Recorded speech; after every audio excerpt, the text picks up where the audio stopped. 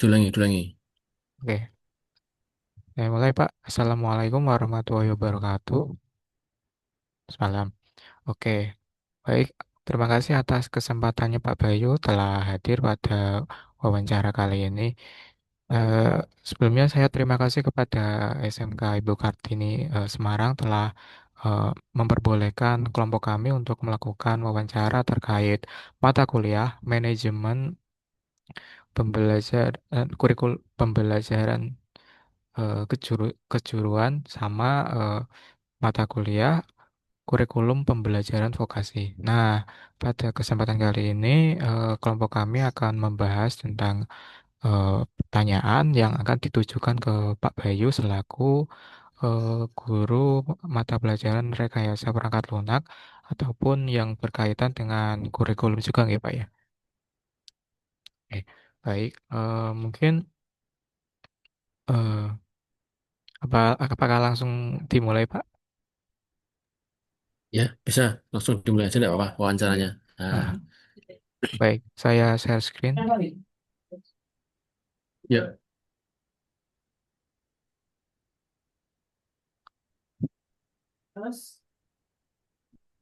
Baik. Eh, jadi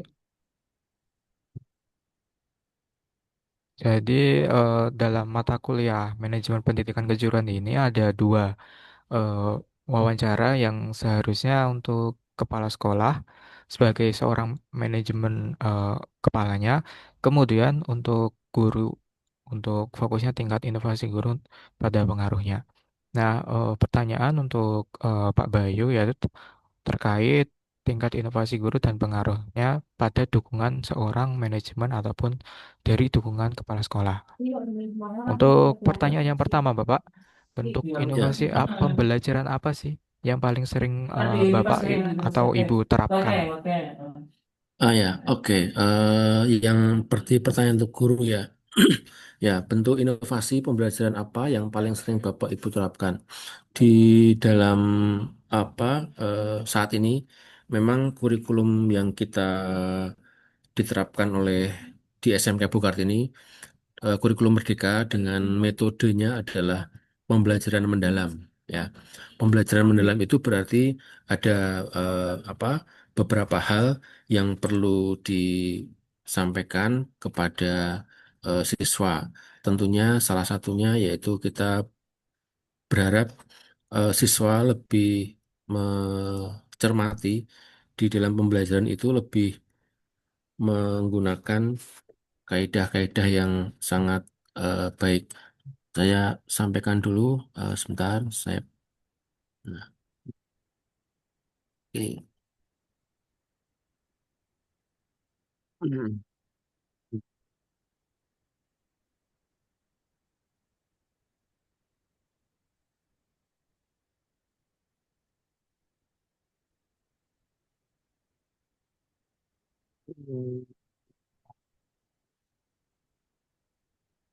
Ya, jadi di dalam pembelajaran mendalam itu ada empat ya, ada empat atau tiga komponen yang perlu diperhatikan. Yang pertama yaitu terkait dengan pola berpikir bertumbuh. Baik. Jadi kita diminta untuk mengupdate segala sesuatu yang ada di dunia saat ini. Kemudian yang kedua yaitu kita menggunakan rumus 8334. 8 itu apa? 8 dimensi profil lulusan, kemudian tiga prinsip pembelajaran mendalam, kemudian ketiga pengalaman belajar mendalam, yang keempat kerangka pembelajaran mendalam, serta yang ketiga adalah assessment. Nah, Um, lalu di eh, apa namanya? Diharapkan kita sebagai pendidik kita harus memiliki pola pikir bertumbuh itu apa? Yang pasti kita harus menerima ya. Kalau ada tantangan kita harus menerima segala sesuatu menjadi hal yang positif. Kemudian kita juga harus memiliki cara pandang kalau misalkan di depan tuh ada rintangan, ya kita harus bertahan dengan apa yang ada ya.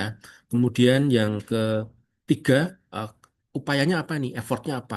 Ya tentunya kalau ini ada dengan metode pembelajaran mendalam, kita berharap ini ada sebuah peluang nih, peluang kita untuk bertumbuh, peluang kita untuk belajar lagi. Lalu, eh, jika kita mendapatkan kritikan atau apa namanya sesuatu yang untuk membuat kita lebih baik lagi, ya kita sebagai memiliki pola pikir bertumbuh, kita harus menerima itu sebagai informasi. Dan yang terakhir, terkait dengan apa ada kesuksesan, jika orang lain itu sukses, ya kita memiliki, oh ya ternyata Mas Miftah ini eh, mahasiswa yang rajin, Mas Miftah ini guru yang disegani oleh anak-anaknya. Nah, kita harus memiliki pola pikir, oh ini merupakan inspirasi nih. Kita harus belajar dari Mas Miftah, bagaimana cara dia mengajar, cara dia mengkondisikan kelas. Nah, itu salah satu pola pikir yang kita terapkan di dalam pembelajaran mendalam. Nah, itu Mas. Begitu ya Pak ya. Belajar implementasi pembelajaran mendalam tuh sangat membutuhkan apa effort ataupun pe- untuk guru tuh mempelajarinya terlebih dahulu ya Pak ya, supaya Betul, betul. bisa terlaksana gitu Pak. Ya. Baik. Untuk pertanyaan selanjutnya Pak, sejauh mana dukungan manajemen membantu Bapak atau Ibu berani mencoba metode baru? Nah, ini pertanyaan yang baik sekali ya. Dari pengalaman yang saya dapatkan, pihak manajemen itu sangat membantu di dalam mendorong atau mengupayakan Bapak dan Ibu guru di dalam meningkatkan kemampuannya. Tentunya dari pihak sekolah memberikan beberapa strategi-strategi, beberapa tiktak, beberapa metode yang praktis sehingga bisa langsung diserap oleh teman-teman eh, Bapak dan Ibu guru. Salah satunya yaitu kita mengadakan IHT. Ya, tentunya sebelum IHT itu sekolah mengirimkan beberapa Bapak dan Ibu guru untuk mengikuti pelatihan, untuk mengikuti TOT, Training of Trainer, untuk mengikuti pelatihan yang mana setelah pelatihan itu mereka dapatkan, lalu kami dibagikan kepada ibu bapak guru yang ada di sekolah. Sehingga proses mulai dari mereka mendapatkan materi metode pembelajaran mendalam, kemudian mereka mengerjakan modul-modul, mengerjakan LK, latihan lembar kerja, itu kemudian kan kepada teman-teman di sekolah. Gitu, Mas. Oh, Pak. Jadi seperti itu ya, Pak.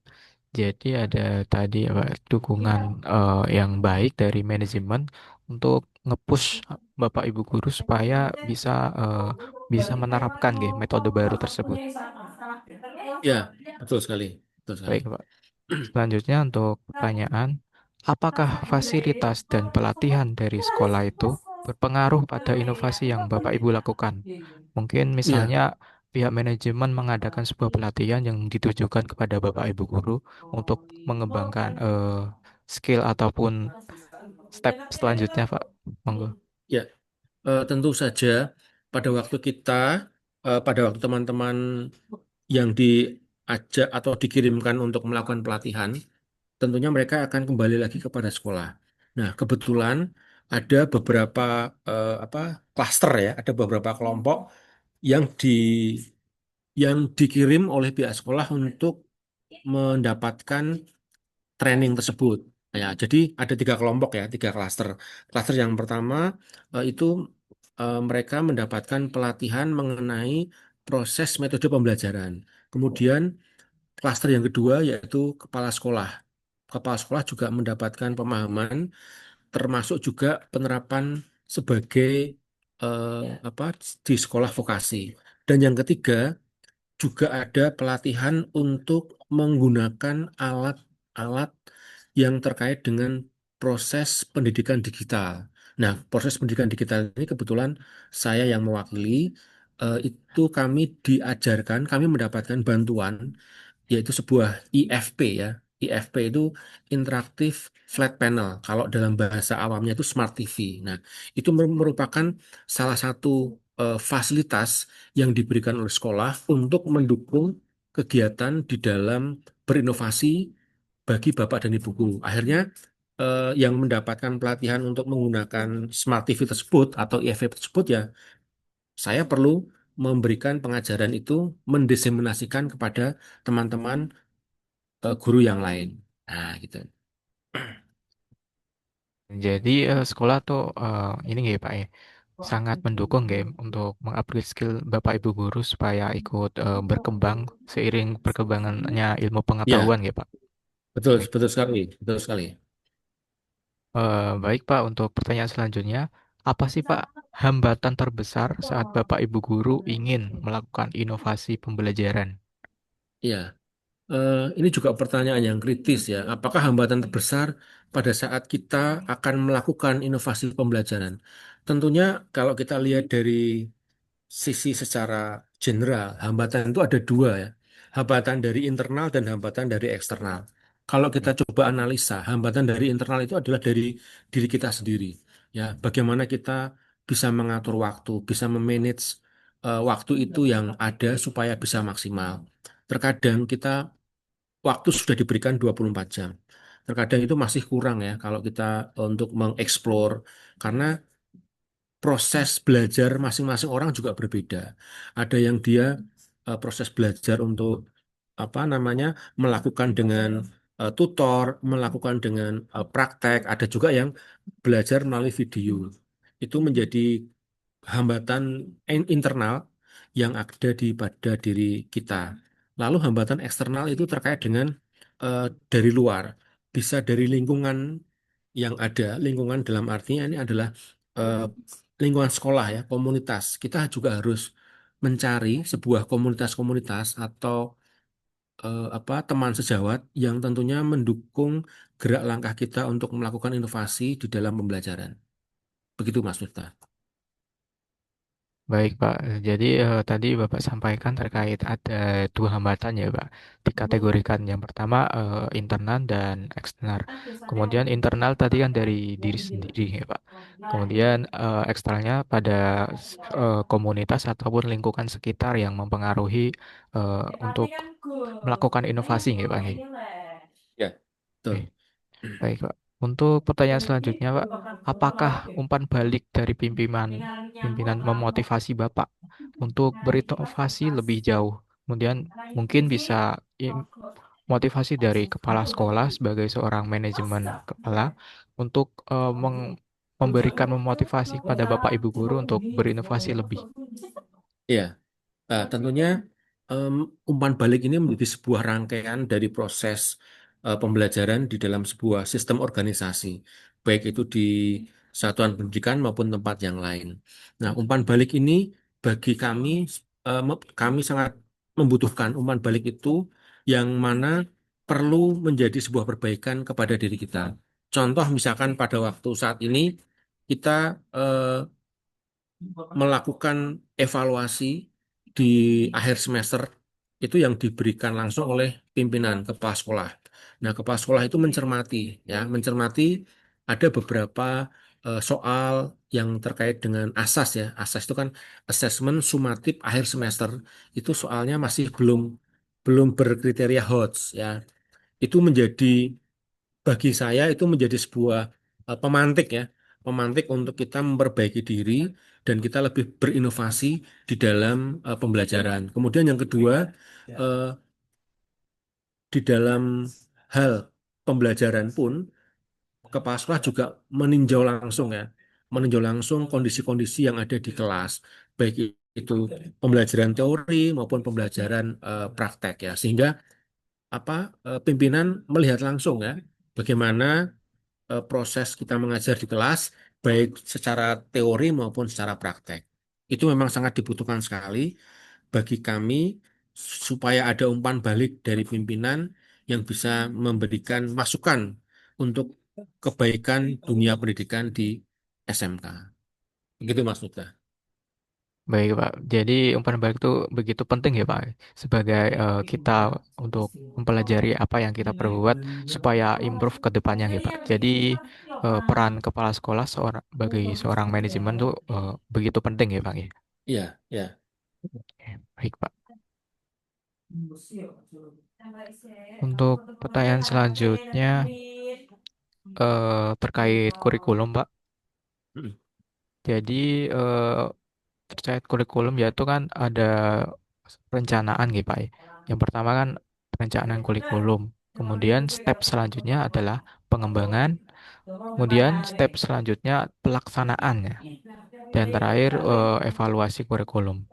Nah, mungkin Bapak bisa eh, sampaikan point of view Bapak terkait guru ataupun seorang pendidik dari jurusan rekayasa perangkat lunak yang disesuaikan dengan pertanyaan kami, gitu, Pak. Ya, ya, ya Mungkin baik. Eh, ya, di pertanyaan mengenai kurikulum pembelajaran vokasi ya, ada ada 4 tema ya, ada 4 tema, mulai dari perencanaan kurikulum, kemudian pengembangan kurikulum, lalu ada pelaksanaan kurikulum, dan yang terakhir adalah evaluasi kurikulum. Kita mulai dari step yang pertama dulu ya. Kita mulai dari step yang pertama, yaitu mengenai perencanaan kurikulum. Bagaimana sih proses perencanaan kurikulum di sekolah? Apakah tersedia dokumen kurikulum dan apa saja isi dan komponennya? Kan seperti itu. baik, Pak. Tentu kita sebagai bagian dari satuan pendidikan, di mana kita diminta untuk mencerdaskan anak didik, mencerdaskan siswa-siswi, kita di dalam melaksanakan kurikulum tentunya ada beberapa tahapan. Kalau kita masuk ke dalam perencanaan kurikulum, itu kita melakukan yang namanya sebuah eh, sinkronisasi, ya. Sinkronisasi kurikulum itu memang kalau di sekolah vokasi di SMK itu kami lakukan di semester genap, ya. Kalau ini masih semester gasal ya, berarti tahun depan di bulan Februari atau Maret itu kami akan melakukan merencanakan sinkronisasi kurikulum. Nah, sinkronisasi kurikulum kan pertanyaannya siapa yang dilibatkan di situ? Yang dilibatkan di situ yaitu kita mengundang beberapa lembaga IDUKA, ya, dari industri, dunia usaha dan dunia industri, di mana dunia usaha dan dunia industri itu yang nanti akan memberikan atau memberikan umpan balik kepada kami sebagai sekolah satuan pendidikan untuk memberikan kondisi yang ada di dunia saat ini apa, dunia kerja terutama. Kompetensi-kompetensi apa yang perlu atau wajib diberikan atau disisipkan di dalam kurikulum. Itu menjadikan sebuah proses kita di dalam merencanakan. Nah, tentunya pertanyaan selanjutnya, apakah tersedia dokumen kurikulum? Ya, tentunya ada. Ya, di situ kita membuat draft ya, karena struktur kurikulum kan sudah ada nih. Struktur kurikulum sudah ada, lalu kemudian kita menyampaikan itu kepada IDUKA ya, garis besarnya ya. Setelah itu IDUKA akan memberikan feedback kepada kami, memberikan respon, memberikan umpan balik kurikulum-kurikulum apa atau kompetensi apa yang perlu diberikan kepada anak didik sesuai dengan perkembangan zaman. Nah, itu yang nanti akan diolah di dalam kita diskusi menggunakan pihak IDUKA. Nah, itu. Oke. Jadi eh, komponennya tuh begitu banyak ya, Pak. Jadi mulai dari struktur Iya, dokumen yang sudah dipersiapkan dari mungkin dari kementerian, kemudian diolah oleh Bapak Ibu guru sebagai perencanaan kurikulum ini Pak. Nggih. betul sekali. Lalu setelah itu masuk ke pertanyaan berikutnya ya. Lalu kemudian muncul yang namanya struktur kurikulum. Nah, struktur kurikulum itu nanti yang akan kita gunakan di tahun pembelajaran yang akan datang. Jadi kalau tadi saya sampaikan kita mengundang industri, dunia usaha, dunia industri itu di bulan Februari atau Maret, itu kita akan mendapatkan feedback nih. Nah, kita akan menyusun struktur kurikulum untuk digunakan di tahun ajaran berikutnya, yaitu tahun ajaran 2026-2027. Dari situ, masing-masing mata pelajaran, khususnya vokasi, itu akan me- memberikan atau merancang sebuah dimensi-dimensi profil lulusan sesuai dengan target yang dicanangkan. Nah, sehingga pada apa pada masanya karena memang di untuk Dinas Pendidikan dan Provinsi itu eh, dokumen kurikulum itu harus sudah siap sebelum tahun ajaran baru. Ya, jadi kalau paling tidak di bulan Juni itu paling terlambat itu kita sudah mengupload atau mengunggah dokumen-dokumen kurikulum yang akan digunakan di satuan pendidikan. Begitu Mas Miftah. Baik, Pak. Jadi gitu kayak begitu runtut perencanaan yang disusun ya, Pak, untuk menerapkan kurikulum yang baru tersebut. Mungkin Ya. tadi Bapak sampaikan terakhir Juni itu harus dokumennya udah jadi untuk bisa Iya, diterapkan ya pembelajaran Juni sudah berikutnya. diupload, Mas. Juni Hmm, sudah diupload di sistemnya PDK ya. Apa PTK. Pendidikan dan Kebudayaan Dinas Jateng Provinsi itu sudah paling enggak sudah diupload sehingga apa namanya kita sudah menyiapkan tahun ajaran baru sudah tenang ya. Sudah Iya. tenang. Baik, Pak. Untuk mungkin pertanyaan selanjutnya itu bagaimana sih Pak kesiapan guru dalam menghadapi kurikulum yang baru yang terus berubah? Mungkin apakah ada pelatihan atau peningkatan kompetensi? Ya, ya. Oke, baik. Eh, Pertanyaan yang menarik ya, karena kalau ditanya bagaimana sih siap atau tidak dengan adanya kurikulum yang baru ya, kita tentunya berkaca kepada apa yang sudah tadi saya sampaikan, bahwasanya mohon maaf, jika ada tantangan kita jangan menghindar ya, tapi ini kita anggap ini sebagai sebuah peluang. Peluang untuk apa? Peluang untuk maju, peluang untuk berinovasi. Nah, bagaimana kesiapan Bapak dan Ibu guru di dalam menghadapi kurikulum yang baru? Tentunya dari pihak sekolah itu mengadakan pengalaman yang kemarin dilakukan yaitu mengadakan IHT. Mengadakan IHT selama 2 hari, kebetulan di sela-sela kegiatan pelaksanaan asesmen sumatif akhir semester, itu kami melakukan IHT, in-house training, yang mana eh, sebagai pematerinya adalah teman-teman guru yang sudah dikirim untuk mengikuti pelatihan itu, kemudian didiseminasikan, dibagikan kepada teman sejawat. Ini tentunya menarik ya. Saya spill sebentar ya. Hari pertama itu eh, kebetulan kami mendapatkan materi mengenai proses pembelajaran mendalam. Ada 3 teman kami yang dikirim untuk mengikuti pelatihan itu, yaitu Pak Adi, Bu Alif, dan Bu Nawang. Ya, mereka bertiga itu menyampaikan materi yang mereka dapatkan, memberikan contoh RPM-nya, ya, rencana pembelajaran mendalam itu kepada kami. Nah, outputnya apa? Kan seperti itu ya pertanyaannya. Outputnya setelah dari diseminasi itu apa? Kami diminta untuk membuat satu satu RPM, rencana pembelajaran mendalam bagi masing-masing guru. Nah, kemudian dikirimkan sebagai hasil dari IHT.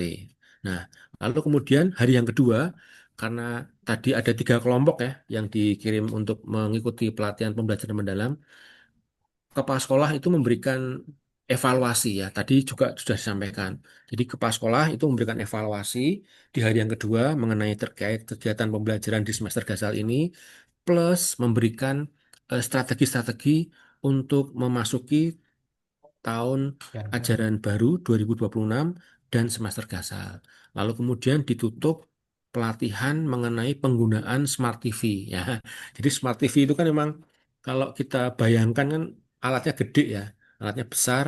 Nah, kami ajak Bapak dan Ibu guru melakukan pelatihan bersama, training bagaimana cara menghidupkan, cara menghubungkan perangkat itu dengan internet, bagaimana membaca speknya dan seterusnya. Sehingga alat atau media yang digunakan di sekolah itu bisa mendukung dan menunjang kegiatan pembelajaran bagi siswa. Itu Mas Miftah. Jadi bisa saya simpulkan tadi, jadi ada beberapa guru yang ditunjuk sebagai untuk mengikuti pelatihan gitu Pak. Ngi. Ya, betul. Nanti setelah pelatihan akan kembali ke sekolah untuk menindaklanjuti ataupun menyampaikan informasi ataupun pesan dari pelatihan tersebut untuk diimplementasikan kepada Bapak Ibu guru yang ada di sekolah gitu Pak. Ngi. Ya, betul, betul sekali. Baik, Pak. Mungkin untuk topik selanjutnya tentang pengembangan kurikulum. Yang Mm, mm, tadi sebelumnya tentang perancangan ya, Pak. mm, Sekarang untuk pengembangan. mm. Untuk pertanyaan yang pertama, Pak, sejauh mana sih, Pak, kurikulum diselaraskan dengan kebutuhan dunia industri? Ya, eh, kalau dilihat dari kacamata industri, kalau kita sudut pandangnya point of view-nya adalah industri, industri pasti akan mengatakan kurikulum yang ada di sekolah itu belum mendukung atau terlambat atau tertinggal. Itu tidak bisa di apa tidak bisa ditolak ya. Kita harus menerima itu. Nah, maka bagaimana strateginya untuk menyelaraskan, untuk mensinkronkan antara kurikulum yang di sekolah dengan kebutuhan industri? Ya, kita gandeng mereka.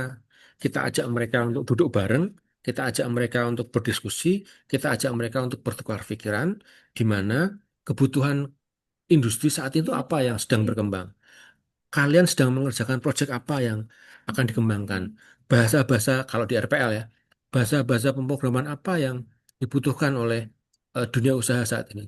Atau tools, alat bantu apa yang bisa mendukung proyek-proyek di IT? Itu menjadi bahasan atau diskusi yang sangat menarik ya. Nanti kalau panjenengan semua masuk ke dunia dunia pendidikan terkait dengan sekolah vokasi itu akan sangat menarik karena eh, kita wawasannya dibuka ya, dibuka dengan luas, dibuka dengan lebar, sehingga eh, apa yang menjadi harapan dari industri itu bisa match dengan kita menyiapkan SDM-nya, kita menyiapkan siswanya.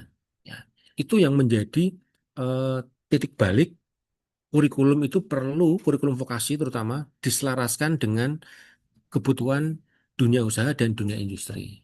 Begitu Mas Lukta.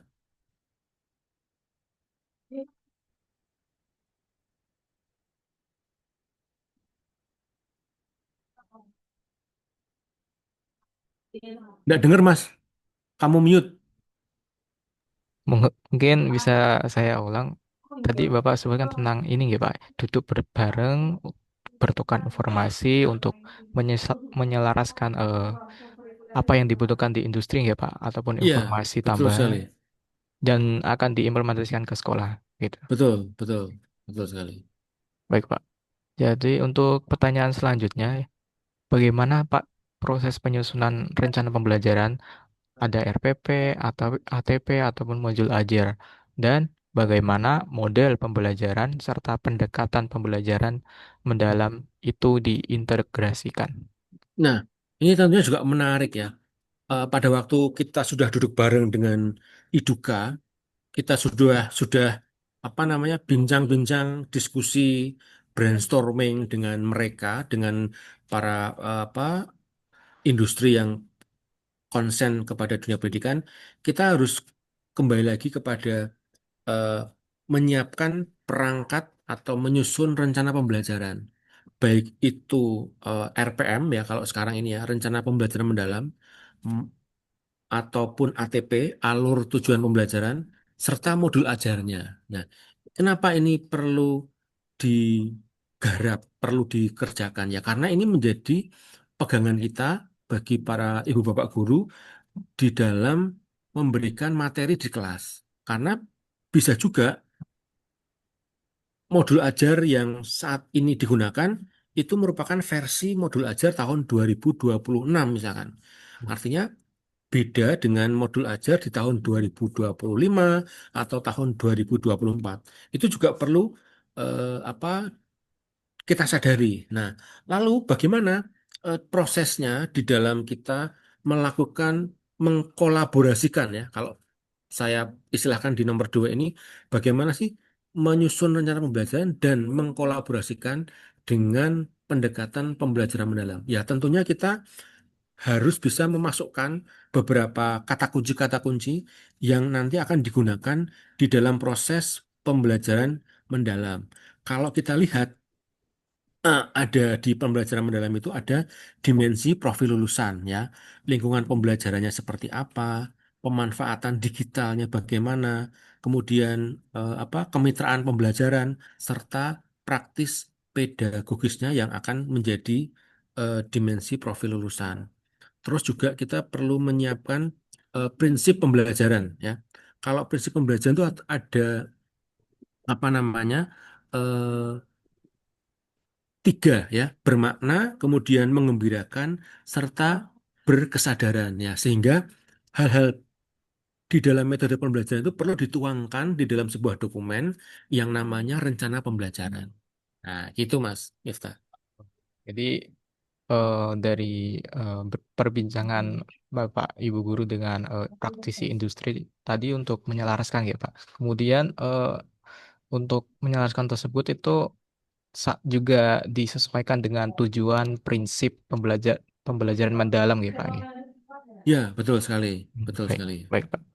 Untuk pertanyaan selanjutnya, lu bagaimana sih Pak dukungan sarana prasarana dan bahan ajar dalam penyusunan, dalam mendukung pengembangan kurikulum, yaitu tentunya pembelajaran mendalam itu sendiri. Ya, tentunya dari pihak sekolah memberikan dukungan, baik itu sarana maupun prasarana, serta bahan ajar bagi Bapak dan Ibu guru di dalam mendukung pengembangan kurikulum. Ya, kalau kita sebutkan contohlah sebuah apa namanya eh, praktek-praktek baik yang terkait dengan mengakses kanal-kanal pembelajaran, baik itu di YouTube, baik itu di website, yang akan digunakan oleh Bapak dan Ibu guru di dalam pengembangan kurikulum menyongsong tahun ajaran baru. Karena paling tidak dari sisi infrastruktur yang ada, kita disupport ya, kita disupport oleh pihak sekolah untuk mengembangkan serta memberdayakan sumber daya yang ada, baik itu sumber daya materi, sumber daya material maupun sumber daya manusia yang kita miliki. Kalaupun nanti Bapak dan Ibu guru ada yang kesulitan, ya tentunya eh, apa kita bisa mengupayakan teman sejawat ya untuk saling belajar, tutor sebaya, sehingga target yang dicapai atau target yang kita garap itu bisa terlaksana dengan baik. Gitu Mas Nuta.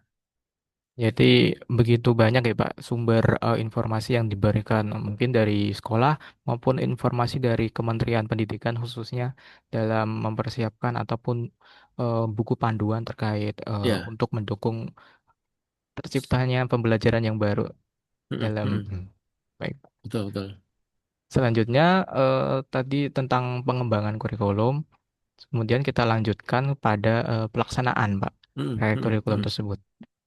Untuk pertanyaan yang pertama, untuk bagaimana sih Pak implementasi kurikulum dalam kegiatan pembelajaran sehari-hari? Tentunya pada pembelajaran mendalam baru-baru ini, ya Pak. Ya, ya, baik Mas Miftah. Ini pertanyaan yang sangat hangat ya, atau sangat hot news ya, disampaikan di beberapa kanal YouTube maupun di beberapa kalau kita menggunakan mesin pencarian. Implementasi kurikulum di dalam pembelajaran sehari-hari seperti apa? Kalau kita cermati eh, saat ini proses implementasi kurikulum di sekolahan itu ada tiga, Mas. Ada tiga klaster ya, ada tiga kelompok. Yang pertama yaitu kelompok intrakurikuler. Nah, kelompok-kelompok intrakurikuler itu eh, apa? Ini menjadi sebuah catatan materi-materi yang sudah ada di dalam kementerian ya, struktur kurikulum yang baku. Itu intrakurikuler. Kemudian yang kedua yaitu kokurikuler. Ya, kokurikuler itu kalau bahasa kami kalau sekarang dulu itu kan proyek kolaboratif itu ya, proyek kolaboratif. Nah, di SMK Bukartini itu kalau yang kelas 11, ini contohnya di kelas 11 itu ada apa pelaksanaan kokurikuler itu ada tiga, tiga ranah atau tiga aktivitas yang dinilai yang dilakukan oleh siswa. Yang pertama yaitu kegiatan senam anak Indonesia Hebat. Itu menjadi salah satu penilaian kokurikuler. Lalu yang kedua yaitu pelaksanaan upacara bendera. Nah, di dalam pelaksanaan upacara bendera itu juga menjadi sebuah penilaian di dalam kokurikuler yang nanti akan dinilai oleh guru wali ya, guru wali.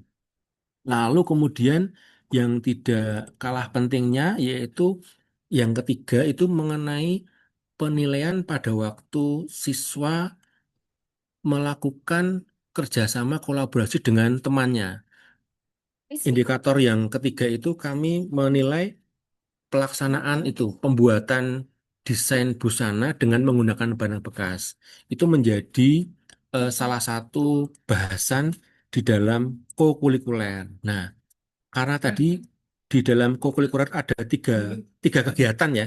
Kegiatan yang pertama yaitu terkait dengan senam anak Indonesia Hebat. Kemudian kegiatan yang kedua itu terkait dengan upacara bendera. itu dinilai. Jadi pelaksanaan upacara bendera itu di lapangan itu anak-anak diamati oleh bapak dan ibu guru, termasuk senam, ya toh.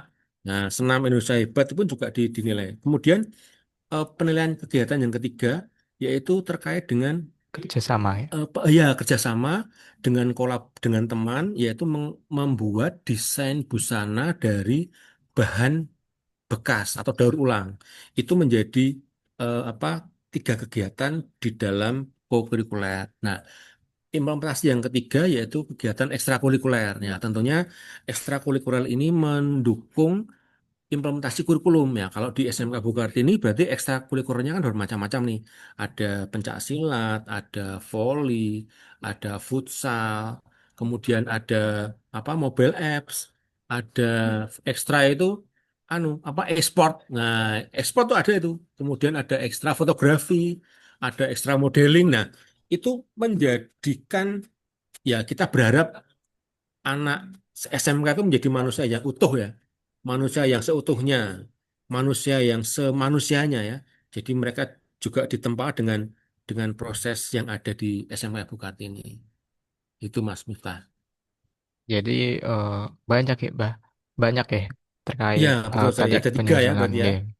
Tadi Intrakurikuler, ada intrakurikuler, terkait tadi ada kokurikuler, upacara, ada ya, senam pagi Indonesia ya, Sehat, itu terus juga masuk dalam kerjasama kegiatan kokurikuler ya. kurikuler. Masuk dalam kegiatan guru ada tiga penilaian, tiga kegiatan ya. Senam anak Indonesia hebat, kami setiap pagi itu senam anak Indonesia hebat itu. Lalu kemudian yang kedua ada upacara bendera dari hari kemarin apa hari guru itu kita juga melakukan upacara bendera. Terus kemudian yang ketiga mengenai kreasi bagaimana apa anak-anak itu membuat desain busana dari daur ulang atau bahan bekas itu. Dan yang kegiatan ketiga, implementasi kegiatan ketiga itu ekstrakurikuler. Nah, itu. Baik, Pak. Baik, untuk pertanyaan selanjutnya terkait bagaimana penerapan link and match dengan industri dalam pembelajaran kegiatan vokasi. Ya, penerapan link and match di dalam industri dengan pembelajaran itu eh, kami menerapkannya dengan kolaboratif, apalagi di SMK, di pendidikan vokasi itu kami menerjunkan, kami memberikan program yaitu pelaksanaan PKL ya. Atau kalau magang ya, magang di industri.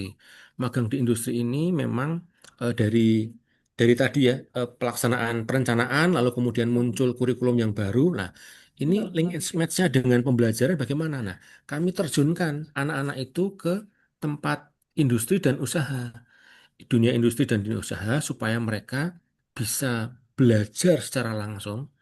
Kemudian mereka juga bisa merasakan ya atmosfer dunia kerja seperti apa. Tapi sebelum masuk ke PKL itu, kalau kita tarik ke belakang, eh, untuk yang kelas 11 itu kami ikutkan dengan kegiatan kunjungan industri, Mas. Jadi di kelas 11 itu untuk menyinkronkan, untuk melihat, jadi sebelum mereka diterjunkan di dunia di IDUKA, itu kelas 11 itu kami adakan kegiatan kunjungan industri. Nah, tahun ini tahun depannya itu kunjungan industrinya ada di Surabaya. Sehingga masing-masing konsentrasi keahlian, baik itu boga, baik itu busana dan RPL, itu diberi gambaran dulu ya. Mereka diberi bekal bagaimana sih suasana kerja di jurusan masing-masing ya. Sehingga mereka nggak kaget pada waktu di kelas 12 mereka diterjunkan di tempat PKL. Ya, tentunya ini menjadi bahasan yang menarik pada waktu kita menerapkan link and match ini di dalam siswa ya karena terkadang itu secara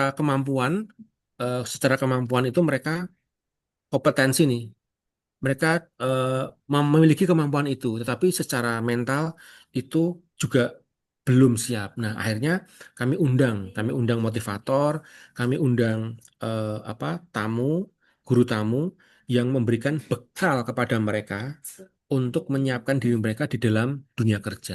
Karena menurut saya pribadi, saya mengamati sebetulnya anak-anak itu memiliki kemampuan yang luar biasa di atas rata-rata.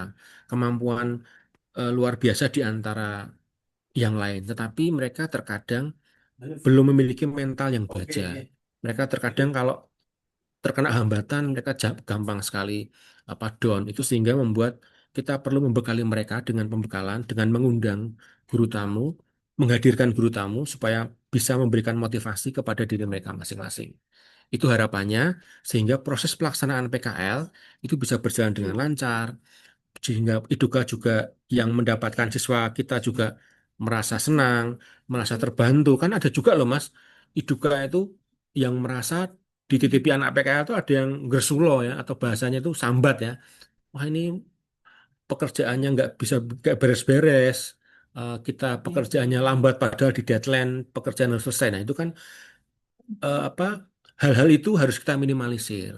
Hal-hal yang sekiranya non teknis itu bisa kita hilangkan ya. Tentunya dengan upaya apa ya? Kita melakukan kunjungan industri supaya mereka tahu industri apa yang nanti akan mereka dapatkan, akan mereka terjunkan, lalu mereka mendapatkan juga motivasi dari guru tamu yang kita undang, kita hadirkan supaya mereka memiliki bekal yang cukup untuk menghadapi dunia kerja.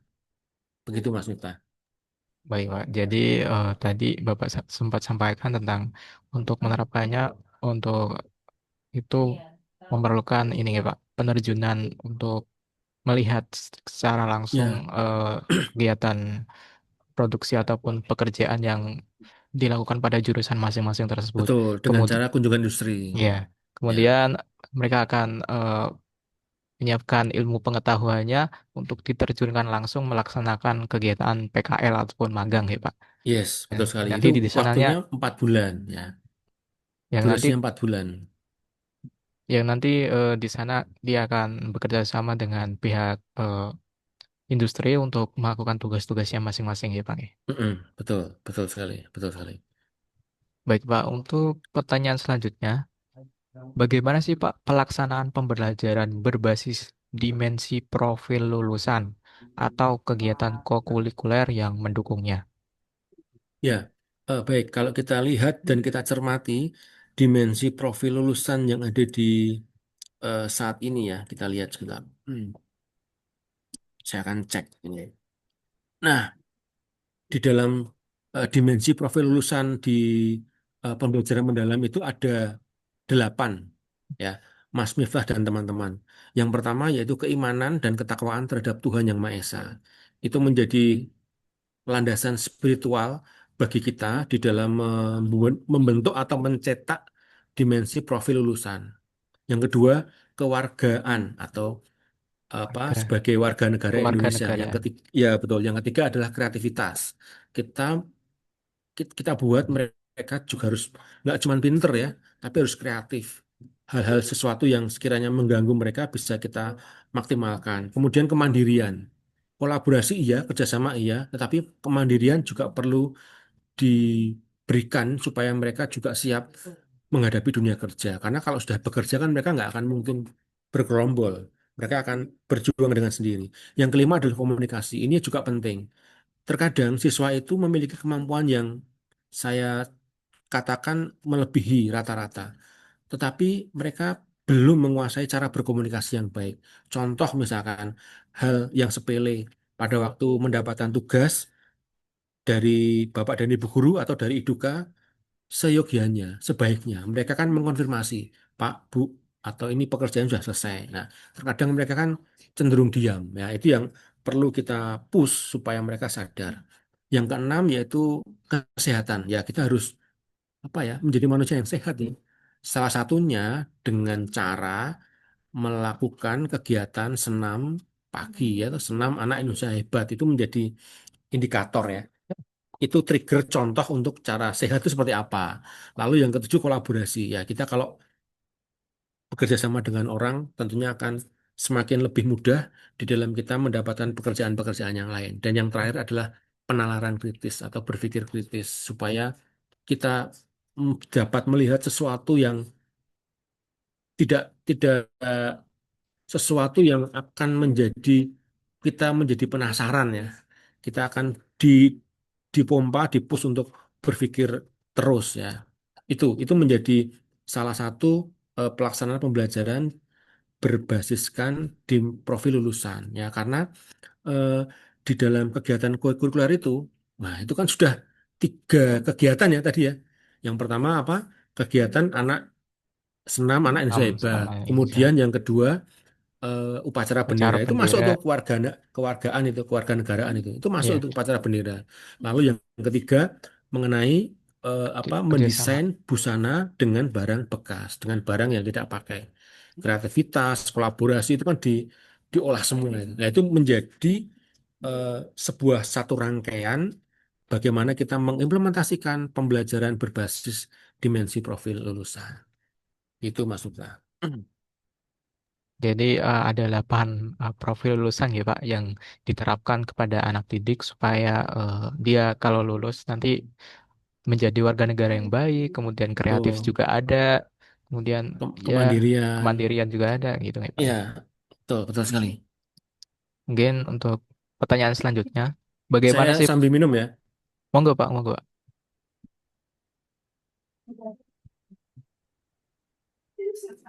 Baik Pak. Ya, Untuk lanjut. pertanyaan selanjutnya tuh bagaimana sih Pak organisasi mata pelajaran ataupun pengaturan struktur kurikulum dijalankan dalam praktiknya?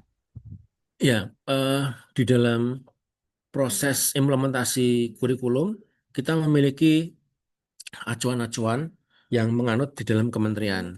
Nah, lalu kemudian dari bidang kurikulum itu melakukan atau mengimplementasikan pembagian jam pembelajaran. Kalau di jurusan, kalau di di SMK, terutama mapel produktif, itu diberikan atau diserahkan kepada Ketua Konsentrasi Keahlian. Mereka yang akan mengatur pembagian jam di masing-masing Bapak dan Ibu guru. Nah, dari situ eh, mata pelajaran produktif itu sudah dibagi rata ya, sesuai dengan karakteristik jurusan masing-masing. Nah, itu dari sisi produktif. Lalu bagaimana dengan sisi yang normatif, mata pelajaran normatif dan adaptif di luar produktif? Nah, bagian kurikulum memberikan membagi jam ya. Misalkan untuk yang agama, oh agama ini ada dua guru misalkan. Oh, ibu ini ngajar kelas 10 dan kelas 11. Untuk yang ibu guru B mengajar kelas 11 dan kelas 12. Itu menjadi bagian di dalam bidang kurikulum, bakal kurikulum dan timnya untuk membagi jadwal pembelajaran yang akan diimplementasikan di sekolah. Karena tidak mungkin apa kita perlu melakukan juga pembagian itu dengan baik. Nah, lalu bagaimana dengan mata pelajaran yang produktif tadi diterapkan atau diberikan delegasi kepada ketua konsentrasi keahlian, dia yang mengatur pembagian mata pelajaran masing-masing guru, lalu hasil dari pembagian jam itu diberikan kepada bidang kurikulum untuk dijadikan apa namanya semacam surat keputusan ya, surat tugas mengajar bagi bapak dan ibu guru. Surat standar Begitu. gitu Pak, Ya, standar. betul, Ya. begitu Mas. Nah, Jadi tadi ya terkait pengorganisasian mata pelajaran mulai dari jadwalnya apa, mapel pelajarannya kayak gimana, kemudian waktu pelaksanaan itu disusun seperti ya. apa gitu Bang ya. Betul, betul, betul sekali, betul sekali. Hmm. Termasuk juga mengenai ekstrakurikuler ya. Ekstrakurikuler itu misalkan hari Senin itu ekstrakurikulernya apa? Oh, hari Senin ekstrakurikulernya ada mobile apps, ada rebana, ada volley itu dibagi masing-masing masing-masing hari ya. Tentunya ada PJ-nya ya, ada koordinator ekstrakurikuler bahasanya. Ya. Lalu kegiatan kokurikuler juga ada yang memandegani ya menjadi koordinatornya kegiatan kokurikuler. Itu lalu kemudian ada kegiatan intrakurikuler tadi. Itu. Baik Pak.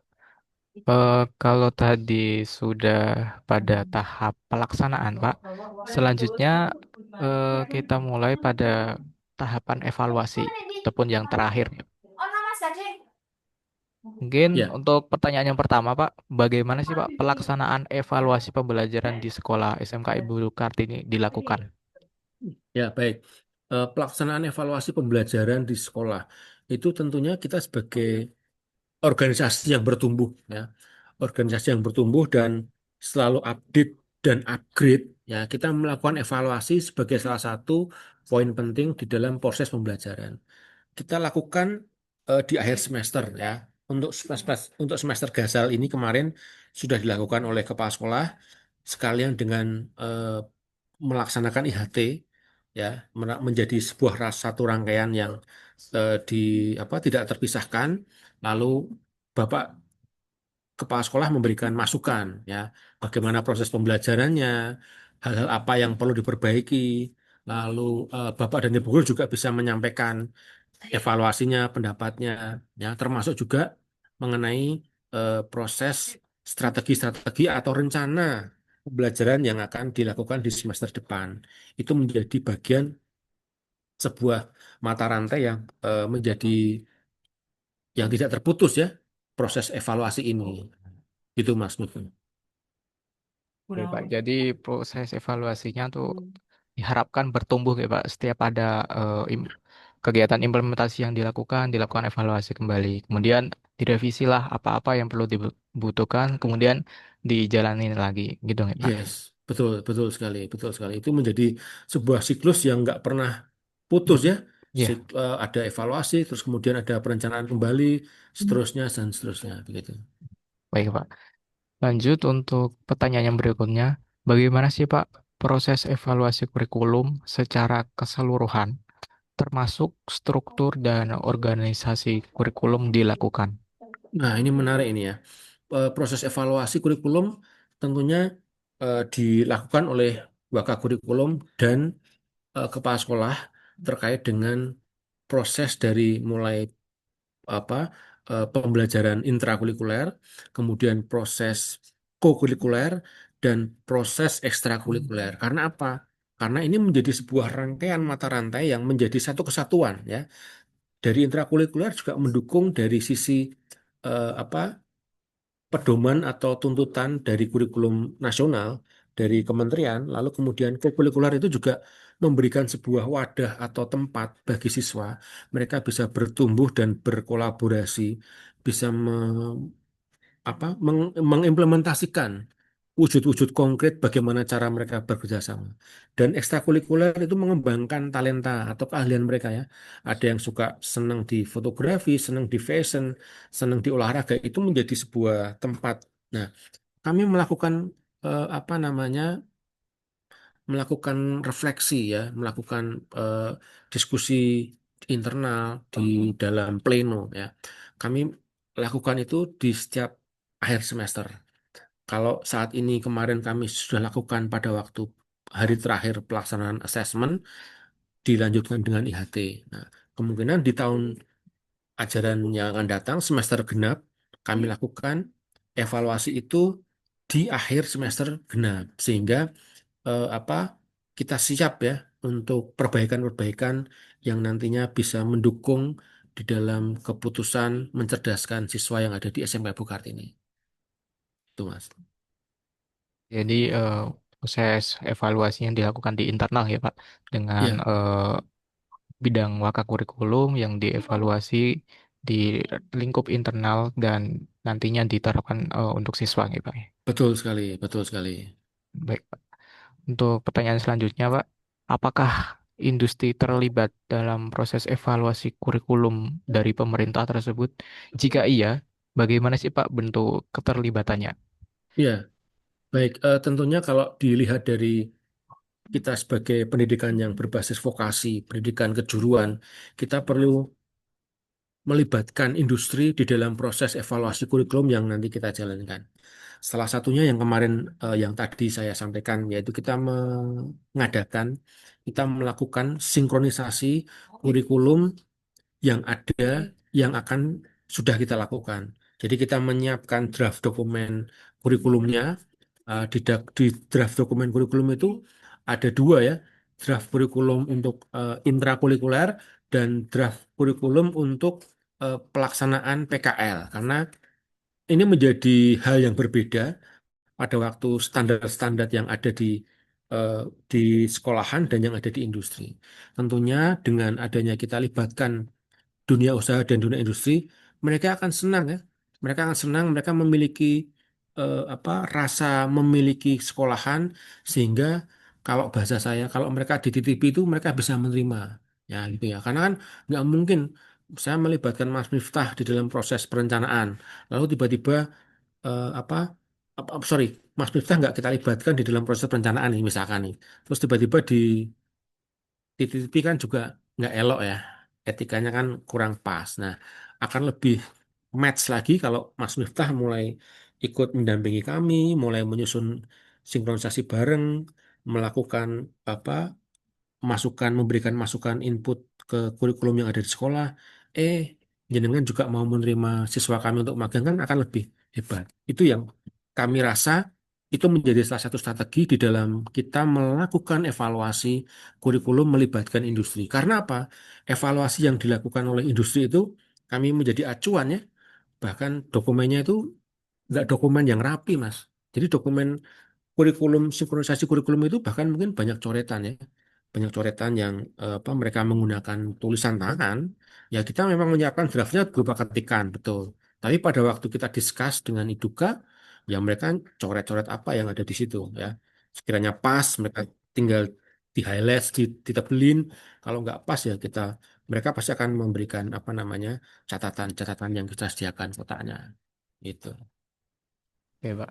Mungkin kalau tadi Bapak sampaikan terkait proses evaluasinya dengan industri, ya dilakukan untuk brainstorming terkait mungkin tadi implementasi yang ada di sekolah nanti bisa ditambahkan dengan tentang informasi-informasi yang bagus dan yang nantinya misalnya siswa ingin PKL nanti bisa dilakukan di industri tersebut ya Pak. Ya? Iya, betul, betul sekali Mas, betul sekali. Baik Pak. Untuk pertanyaan selanjutnya Pak, apa sih Pak tindak lanjut yang dilakukan setelah evaluasi pembelajaran atau kurikulum tersebut diperoleh? Ya, tentunya pada waktu kita mendapatkan atau setelah kita melakukan evaluasi, tindak lanjut apa yang kita lakukan di dalam mendapatkan evaluasi pembelajaran itu? Ya, hal yang pertama kita lakukan adalah kita melakukan revisi. Kita melakukan revisi dari dokumen kurikulum yang ada, dari hasil dokumen kurikulum yang ada itu, lalu kemudian kita tata, kita susun, kita arahkan untuk menjadi target di dalam pembelajaran kita yang akan datang. Tentunya ini menjadi sebuah prioritas pada waktu kita melakukan hal tersebut dengan Iduka. Lalu kebiasaan kami, kami akan melakukan koordinasi internal ya. Kalau di tataran produktif, kami melakukan dengan rapat jurusan dari hasil diskusi itu dengan Iduka, dari hasil diskusi dengan para pengusaha industri dan dunia usaha itu kami kami discuss lagi secara internal. Kita atur strategi-strateginya seperti apa di dalam proses pembelajaran produktif di masing-masing jenjang. Karena tentunya masing-masing jenjang memiliki target yang berbeda ya. Kalau di fase E itu kan itu masih yang fase dasar ya. Kalau di SMK kelas 10, kemudian di fase F mereka sudah agak naik kelas ya. Dimensinya lebih lebih tinggi lagi. Itu yang perlu kita split ya, perlu kita olah lagi di internal jurusan masing-masing jurusan. Begitu Mas Miftah. Ya, mungkin tadi Bapak singgung tentang evaluasi pada tahap fase E, mungkin dari dasarnya, kemudian fase F juga ini melalui penerapan ataupun misalnya pengembangan aplikasinya. Ya, Karena kami pas dulu, pas kemarin-kemarin baru mengajar tentang micro teaching juga ini mulai menerapkan fase dan saya iya, kebetulan dapat fase F untuk bisa menerapkan praktik untuk mendevelopment sebuah desain wireframe UI untuk mobile gitu. Ya, ya, Pak. ya, ya, betul sekali. Betul sekali. Baik, Pak. Mungkin untuk tahapan penyusunan kurikulum pembelajaran vokasi yang tadi mulai dari masa perancangan, fase pengembangan, fase pelaksanaan dan fase evaluasinya tuh sudah terjawab nggak Pak pertanyaan dari kami yang tadinya bisa saya simpulin tuh banyak ya Pak bahasan ataupun struktur yang harus dilewati untuk penyusunan kurikulum terus ini karena penyusunan kurikulum ini kan kompleks banget Pak yang diterapkan di setiap sekolah yang ada di Indonesia tersendiri karena perubahan tersebut juga bisa kita lihat kayak tiap tahun ataupun tiap pergantian gitu akan melakukan kurikulum yang baru gitu Pak. Ya, ya, betul sekali. Baik Pak. Eh mungkin eh, terkait tadi terkait kurikulum mungkin sudah tercukupi Pak. Untuk selanjutnya untuk koordinasi maupun wawancara dengan kepala sekolah teknisnya seperti apa apa gitu Pak? Ataupun misalnya kalau Bapak mau mewakilkan ataupun gimana juga monggo. Ya, Mungkin boleh, nggak arahan apa. dari mungkin dari arahan Bapak gimana? Ya, itu kan bisa ya, bisa bisa guru, nggak apa. Nanti saya wakilkan, nggak apa, boleh. Untuk pertanyaan dari kepala sekolah ini, apakah Bapak eh, bisa mewakilkan ataupun nantinya kami Saya akan aja, nggak apa, Mas. oh gitu ya Pak. Saya aja ya. Nih, monggo Pak. Ya, Untuk eh, pertanyaan yang ditujukan untuk kepala sekolah sebagai manajerial dari sistem sekolah Ibu Kartini, SMK Ibu Kartini, dan fokusnya pada dukungan manajemen terhadap inovasi guru. Yang pertama, Pak, dukungan apa sih, Pak, yang sekolah berikan untuk mendorong guru melakukan inovasi pembelajaran? ya. eh, dari pengamatan apa, dari pertanyaan ini sangat mendasar sekali ya. Sekolah memberikan fasilitas yang mumpuni kepada apa ya, saya mengatakan mumpuni karena memang sekolah totalitas ya. Sekolah totalitas memberikan dukungan secara materi, baik itu pelatihan, baik itu infrastruktur yang ada, koneksi internet, bahkan juga apa namanya sarana prasarana yang ada ya, sehingga kebutuhan bapak dan ibu guru itu tercukupi ya, baik itu kalau mau nyetak kertas, mau mencetak apa buku e-book itu pun mereka difasilitasi gitu loh, mereka diberikan fasilitas untuk itu, itu Mas Miftah. Iya, jadi sekolah sangat bagus nih, Pak, untuk Mm-mm. memberikan dukungan entah itu bentuknya fisik maupun dari eh, motivasi langsung ya Pak. Ya, betul, Hmm, betul, betul. baik Pak. Untuk pertanyaan yang kedua Pak, apakah sih sekolah menyediakan fasilitas atau pelatihan yang langsung membantu inovasi guru? Iya, betul sekali. Jadi sekolah itu sangat mendukung sekali, menyediakan fasilitas atau pelatihan yang berkaitan dengan bapak dan ibu guru. Mereka memberikan ruang jika ada pelatihan atau ada apa webinar ataupun ada training yang sekiranya mendukung proses di dalam pembelajaran akan disetujui. Ya, tentunya juga apa namanya melihat konteks yang ada. Contoh kemarin pada waktu ada pelatihan mengenai KKA ya, apa Kakak, KKA ya. Jadi apa kecerdasan coding, mata pelajaran coding dan kecerdasan artifisial itu juga sekolah sangat mendukung dan mensupport ya supaya mengikuti pelatihan itu bagaimana eh, mendapatkan materi yang ada, termasuk juga apa pemberian buku. Jadi kita juga berkolaborasi dengan penerbit buku-buku yang sekiranya mendukung proses mereka di dalam pembelajaran. Kita upayakan, kita beri, kita support supaya mereka apa namanya mendapatkan hal ya. Yang ini kalau boleh saya lihat ya Mas, ini adalah buku salah satu buku ya. Nah ini oh saya iya Pak. apa namanya salah satu buku yang dibuat atau diberikan sekolah untuk belajar coding dan kecerdasan artifisial. Itu dukungannya. Itu. Jadi itu dari sekolah ataupun dari pemerintah Pak itu Pak? Ini buku ini dari sekolah. Jadi Dari sekolah. ada ada proposal atau tawaran dari penerbit.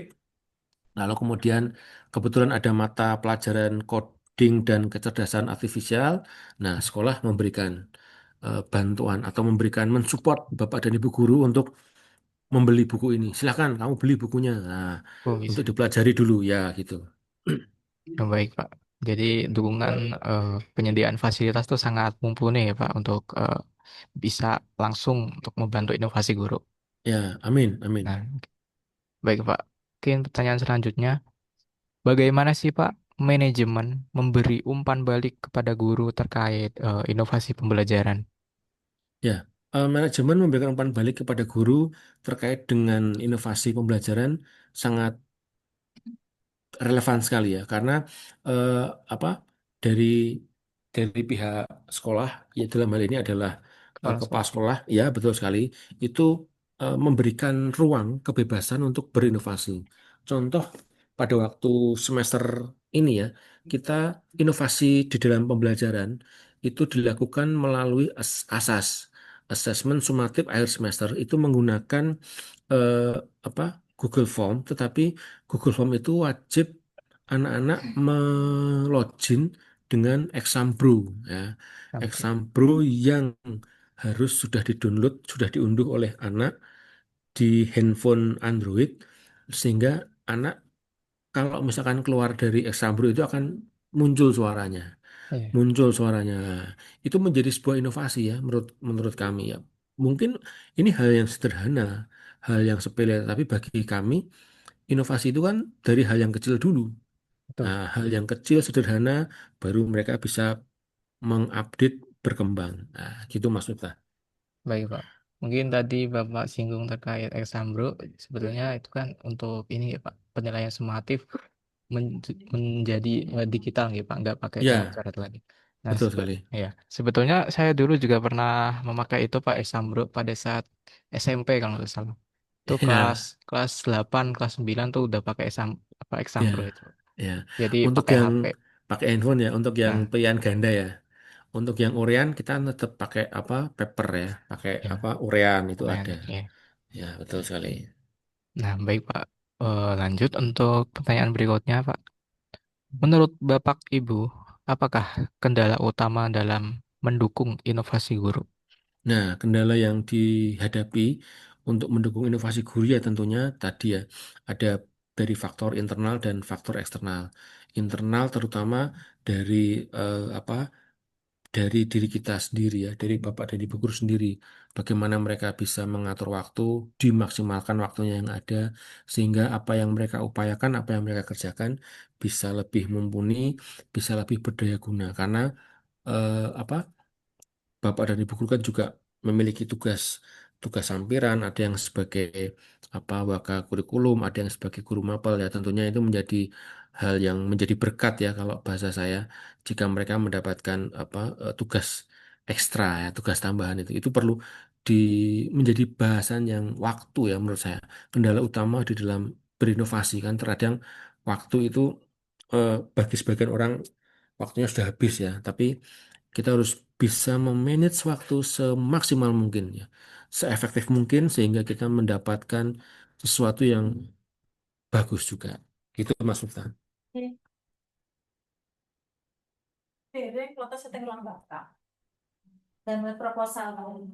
Mute, mute, di unmute. Nah, Mungkin tadi terkait dukungan inovasi ataupun kendala yang dialami guru untuk mendukung inovasi itu sangat banyak ya Pak. Yang tersebut harus di ini kolaborasikan untuk penyelesaian masalah ya Pak. iya, iya, iya betul. Jadi eh, kurang lebih seperti itu. Kemudian pertanyaan selanjutnya, apakah sih Pak ada kebijakan ataupun program khusus yang bertujuan meningkatkan inovasi pembelajaran? Iya, ada. Kalau dilihat dari manajemen sekolah itu ada kebijakan dan program khusus untuk meningkatkan inovasi pembelajaran. Ya, salah satunya dengan berbagai macam bentuk-bentuk praktik baik dengan memberikan fasilitas kepada bapak dan ibu guru, pelatihan, training, mengadakan IHT, mengadakan apa pembelajaran menyeluruh sehingga mereka memiliki membuka wawasannya bahwasannya eh, kita harus melangkah nih, kita harus maju nih ke depan nih, kita harus berdaya guna, kita harus menjadi daya ubah yang akan bisa kita tularkan kepada murid-murid kita, kepada peserta didik kita di kelas. Gitu Mas Yuda.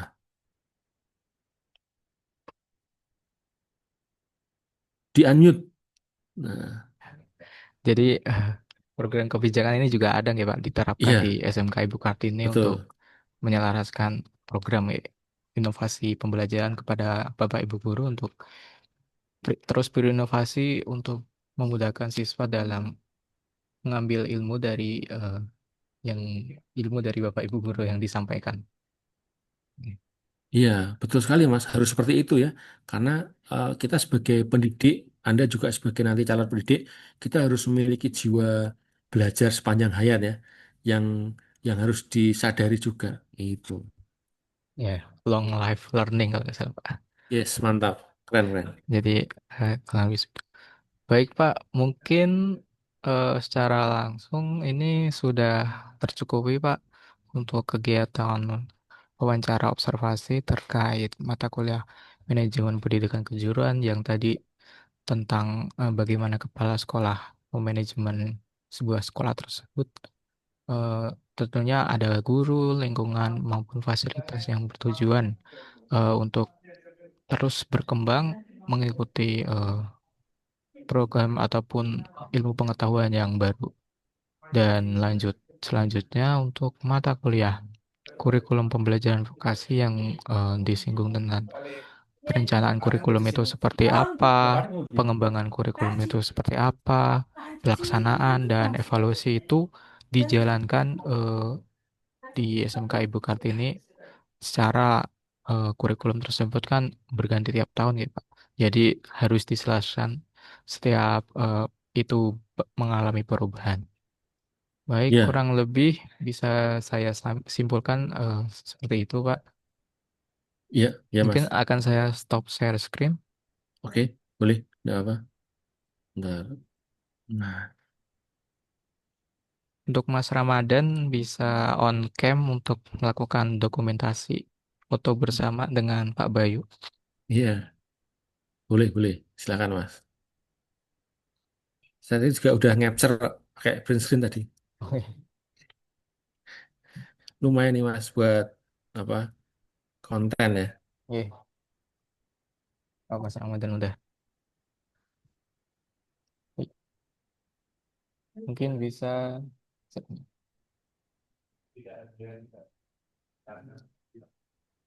mungkin bisa saya capture sekarang Pak. Iya, oke, Satu, bisa, bisa.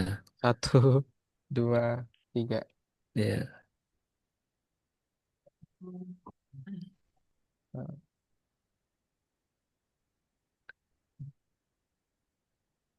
Nah, sudah Pak. asik ya Mas. Ternyata bisa bisa melakukan observasi, mengerjakan tugas kuliah secara daring ya. Iya, Pak. Keren, keren. Lebih enak soalnya. Inovasi, ini juga salah satu inovasi loh ini loh. Ya. Ya. Mungkin eh, untuk terkait eh, observasi kali ini dengan wawancara dengan Pak Bayu selaku bidang eh, bidang ajar RPL dan Bapak tadi menjelaskan tentang manajemen manajerial di sekolah SMK Ibu Kartini itu bagaimana. Dari kelompok kami mengucapkan terima kasih Pak yang sebanyak-banyaknya. Mungkin kalau Bapak ingin apa nanti bisa kontak-kontak kami ataupun nanti setelah ini juga bisa Pak tentang Ya, kebutuhan sekolah yang bisa disamakan. Kalau kemarin kan bisa tentang Google Map ya untuk ya. review sekolah. Mungkin untuk saat ini itu bagaimana Pak? Oh ya, ya. Ya Mas, Mas Oke, Miftah. Siap, nanti nanti coba saya pikirkan. Coba oke kita Pak. pikirkan ya. Oke. Mungkin itu saja Pak kegiatan kali ini. Mungkin bisa saya cukupkan. Kalau mungkin dari kami kalau ada kesalahan kata, perilaku ataupun sikap dari kami Pak. Dan kami memohon maaf sebesar-besarnya kepada Bapak maupun dari sekolah ya Pak. Ya, ya, Eh, baik. Baik Mas Miftah.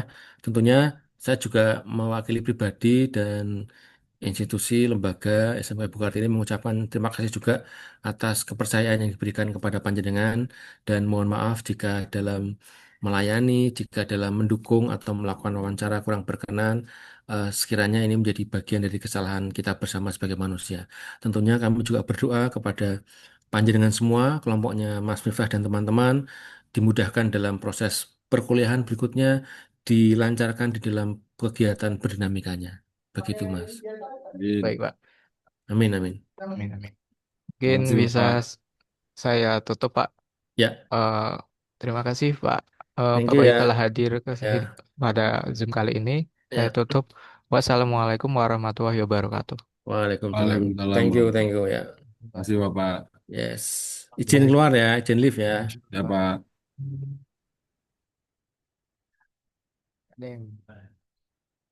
Is, Bis. Laporan, laporan. laporan.